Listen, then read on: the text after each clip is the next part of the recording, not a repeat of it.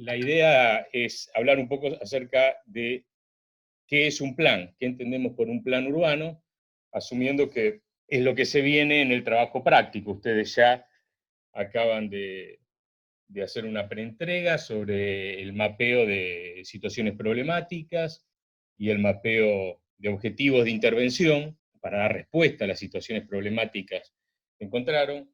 La cuestión ahora es cómo hacer un plan en función de esos objetivos, que como ya habíamos anticipado, un plan básicamente es el cómo. Los objetivos serían el qué. El plan, hay alguien que no bajó el micrófono, por favor, cierren los micrófonos, que se cuela todo el sonido, gracias. Yo decía, los objetivos básicamente constituyen el qué queremos hacer. El plan lo que define es el cómo pretendemos alcanzar nuestros objetivos, o sea, cómo en términos físicos, espaciales, pero también en términos de plazo, porque un plan está conformado por un montón de propuestas, y algunas están pensadas para ser alcanzadas en un corto plazo y otras en un largo plazo, algunas son propuestas directas, de intervenciones directas, otras son intervenciones indirectas, como puede ser una normativa, y se asume que eso es algo que se va a ir desarrollando en el tiempo.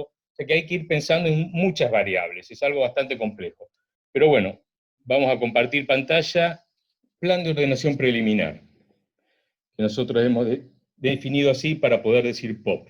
Hay un video que a mí me gusta siempre pasar al principio de esta clase, pero por cuestiones prácticas y para no complicarla tanto, decidí mostrar algunos fotogramas. Hay un pequeño cortometraje que recomiendo ver, lo pueden ver en YouTube, se llama Powers of 10, Potencias de 10, que realizaron los arquitectos Charles y Ray Eames en la década del 60. Ellos hicieron una serie de cortometrajes.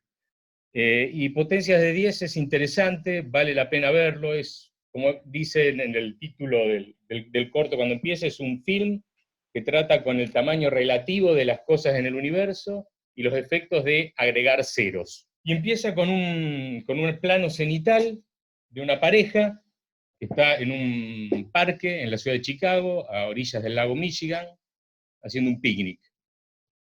A partir de un determinado momento, la cámara empieza a marcar cuál es la distancia que media entre el foco y la imagen, ¿no? El objeto de la imagen. Acá está a 1 metro de altura la cámara. Y a partir de ese momento, la cámara empieza a subir y va marcando etapas siguiendo esta lógica. Potencias de 10. 10 metros, 1 metro a la 10ª potencia, o mejor dicho, 10 metros a la potencia 1, 10 metros a la 2ª potencia, a la 3ª potencia, y se va alejando la cámara de la ciudad de Chicago, se va alejando del planeta, se va alejando de la Vía Láctea, hasta que finalmente llega a una distancia de 100 millones de años luz de la Tierra. A partir de ese momento la cámara empieza a hacer zoom al revés, empieza a acercarse nuevamente a gran velocidad, vuelve a la ciudad de Chicago, vuelve al parque junto al lago Michigan, vuelve a la pareja haciendo un picnic y sigue acercándose hasta la mano del hombre que está durmiendo junto al lago, se acerca más a la mano, entra ya directamente en el cuerpo del hombre, atraviesa los vasos sanguíneos, las espirales del ADN, hasta llegar a los átomos y hasta llegar al punto mínimo de conocimiento que tenemos los humanos sobre lo que ocurre en el interior de nuestro cuerpo. Por lo menos el punto mínimo que se conocía en 1968, que es el año en que se realizó el film. Ahí termina la película. La película, en el fondo, hay muchos significados que podrían adosársele. Uno es una reflexión sobre el infinito, ya sea que nos alejemos de la Tierra o que vayamos reduciendo el foco, siempre vamos a descubrir que la realidad es infinita y es inabarcable, por eso es compleja. Y también es una reflexión sobre las múltiples escalas que están involucradas en la realidad. Y eso, aunque no lo parezca, tiene todo que ver con el trabajo que vamos a hacer a la hora de desarrollar un plan. Por supuesto, si tomamos algunos fotogramas de la película, vamos a ver que las escalas que van a estar involucradas en nuestro trabajo, en el fondo van a ser estas cuatro, ¿no? Abajo, acá si ven el cursor, abajo a la derecha, vemos la escala básicamente que va a tener una propuesta de un plan para el área, pero vamos a tener que ir haciendo zoom, alejándonos y acercándonos constantemente, porque tenemos que ser conscientes que cuando trabajamos en esta escala, estamos tomando decisiones que afectan a escalas menores. Esta imagen que estamos viendo acá, esta imagen cenital de la ciudad de Chicago y del lago, está encerrando una complejidad de actividades que tenemos que tener en cuenta siempre. Definición, ¿qué es un plan? Un plan es un instrumento de ordenación integral que va a definir un estado de situaciones deseadas a ser alcanzadas en el corto, en el mediano y en el largo plazo. ¿Cómo vamos a definir ese estado de situaciones deseadas? Mediante el diseño, lo que ya ustedes están aprendiendo a hacer como futuros arquitectos. Diseñar los elementos fundamentales de la estructura urbana y del paisaje urbano. Hay distintos criterios para abordar el trabajo de diseñar un plan. Nosotros en la cátedra proponemos tres, obviamente que puede haber distintas puertas de entrada al problema, pero nosotros proponemos tres a modo orientativo. Pensar un plan es básicamente pensar la estructura de la ciudad, la estructura de un sector de la ciudad, y una de las puertas de entrada puede ser empezar a pensar en la estructura urbana a partir del sistema de espacios públicos. Otra puerta de entrada puede ser el de pensar la estructura a partir de la organización de las actividades en el espacio, de los usos. Y la tercera puerta, empezar a pensar la estructuración urbana a partir de la movilidad, cómo nos movemos en el espacio. Por supuesto, no son puertas de entrada que sean excluyentes entre sí. Yo puedo decidir empezar mi trabajo haciendo foco en el sistema de espacios públicos, pero eso no quiere decir que yo me pueda desentender de las otras cuestiones. Siempre voy a tener que ir atando estas distintas facetas de lo que es la estructuración urbana. Vamos a mostrar algunos ejemplos ahora. Si pensamos en la estructuración urbana a partir del sistema de espacios públicos, esto implica proyectar el conjunto de espacios públicos como un sistema integrado. Ya sabemos, un sistema que está integrado por distintos componentes, plazas, parques, calles, bulevares, infraestructuras, equipamientos públicos, y ese sistema tiene que ser capaz de organizar y de soportar los distintos procesos de transformación del espacio urbano.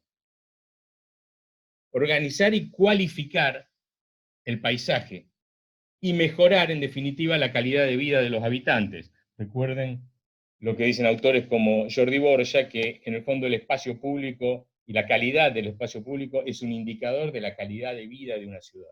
De esto hablamos cuando hablamos de soporte. Pensemos en el sistema de espacios públicos, que decía, compuesto por calles, espacios verdes, infraestructuras, equipamientos, como un soporte, ¿no? Como una trama, y tenemos que pensar qué capacidad de carga tiene esa trama para soportar las distintas transformaciones que se dan constantemente en el espacio urbano, en los espacios privados o en los espacios públicos. Si quieren una analogía fácil, piensen en la relación que puede haber entre hardware y software. Internet es hardware. Cuando hablamos de Internet, estamos hablando de computadoras, módems y cables interconectados entre sí. Por donde nosotros estamos navegando ahora, usando Internet, es la World Wide Web. Eso es software. Yo tengo que tener un hardware adecuado para que el software pueda correr adentro. El hardware tiene que estar bien dimensionado. Bueno, así debemos pensar el sistema de espacios públicos. Como un hardware que tenga el suficiente tamaño, la suficiente consistencia para que todos los distintos procesos que hacen a la vida urbana puedan correr ahí adentro, puedan desenvolverse de una manera eficaz. Cuando hablamos de un sistema de espacios públicos, estamos hablando de esto. Dejar de pensar los espacios públicos como los muestra la imagen de la izquierda, ¿no? Esta imagen donde vemos plazas, equipamientos desagregados, para pasar a pensarlos como muestra la imagen de la derecha, integrados en un sistema, como parte de un sistema unitario, que es lo que se ve en esta propuesta, que es el Plan de Equipamientos e Infraestructuras Culturales para la ciudad de Córdoba, en España. en Andalucía. Están pensados los equipamientos, que aquí están dibujados en turquesa, como parte de un sistema de espacios públicos jerárquicos, conformado por plazas, conformado por distintas calles, por paseos a lo largo de un río, etc. Pero todo forma parte de un sistema integrado jerárquico. Un sistema que a su vez está conformado por distintos subsistemas, ¿no? Donde hay calles, plazas, distintos espacios abiertos que van articulando, que van atando distintos equipamientos. Y cuando pensamos en la distribución de los equipamientos y de los espacios verdes, por ejemplo, en nuestra área, lo que tenemos que pensar es cuál es la escala de incidencia que tienen esos equipamientos. Hay determinados equipamientos que tienen un radio de incidencia barrial, otros urbano, otros regional. No es lo mismo el radio de incidencia de un hospital de alta complejidad que el de un pequeño centro asistencial. No es lo mismo el radio de incidencia de una biblioteca de barrio que de la biblioteca de la Facultad de Arquitectura de la ciudad, por ejemplo. Abastece un distinto radio de acción. Y eso es fundamental, es pensar cómo abastecemos a nuestra área de intervención de los equipamientos que necesita y pensar cómo es la accesibilidad de esos equipamientos en función de su escala de incidencia. Es esto, es lo que se hace, por ejemplo, en esta propuesta muy simple para un pequeño barrio en Soacha, en Colombia, en el cual los espacios públicos, los espacios verdes públicos, están distribuidos de manera tal de que cualquier habitante del barrio no tenga que caminar más de 400 metros para llegar a un espacio verde. Y si hablamos de estructurar, pensar la estructura de un sector de la ciudad a partir del sistema de espacios públicos, otro buen ejemplo es este, también en Andalucía, pero en la ciudad de Sevilla, que es la propuesta para la barriada Martínez Montañés, que es un barrio de interés social, un barrio construido desde el Estado en la década del 70, que es lo que vemos aquí, donde yo estoy mostrando con el cursor, todo este barrio, de grandes edificios aislados, en donde el espacio público era esto. Básicamente el espacio público es meramente espacio abierto, espacio no techado, un espacio que no reúne en términos cualitativos las condiciones que nosotros sostenemos e insistimos que debe reunir un espacio público, con, obviamente, las consecuencias negativas que tiene para todo el barrio. La idea es recualificar el barrio, en este caso, a partir del rediseño de los distintos elementos que conforman el sistema de espacios públicos. Y esto se piensa a partir de una columna vertebral, que son estas líneas que vemos aquí,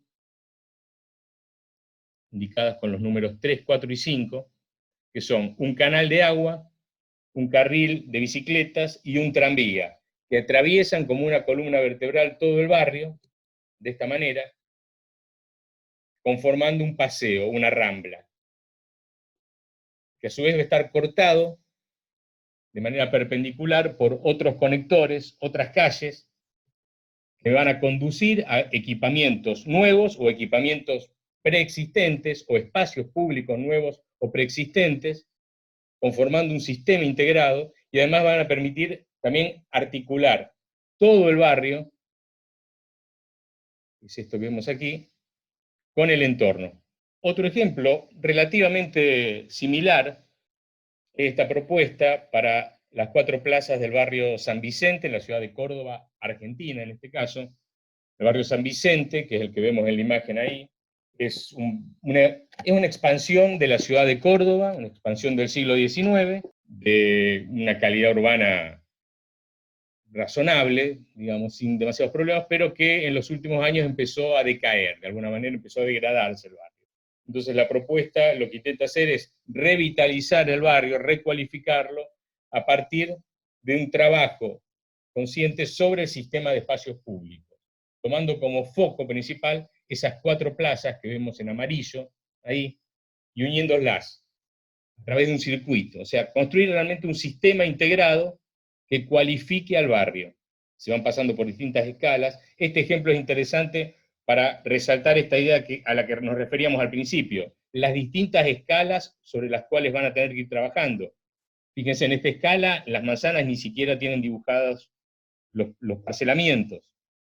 Con colores planos, pasamos a otra escala, como la que vemos aquí abajo, y ya empezamos a ver las parcelas, la silueta de las edificaciones, los colores empiezan a ser más precisos, y además se define qué características va a tener cada una de las plazas. Y se piensa, por ejemplo, una plaza de estudiantes, una plaza del mercado, otra plaza de quintas, y una plaza que es la de los recuerdos. Fíjense las distintas escalas, porque este ejemplo muestra muy bien las escalas sobre las cuales vamos a trabajar. Una escala general, una escala con un mayor grado de detalle, y estos que no son proyectos ni siquiera, son prefiguraciones espaciales, montajes, que me dan una idea de cómo estoy imaginando cada una de estas plazas, de estos cuadrados amarillos, que aquí tienen un grado de abstracción muy grande, pero este dibujo me permite saber más o menos cómo se los está imaginando el proyectista. Después llegará el momento de darle precisión y transformar esta imagen en un proyecto.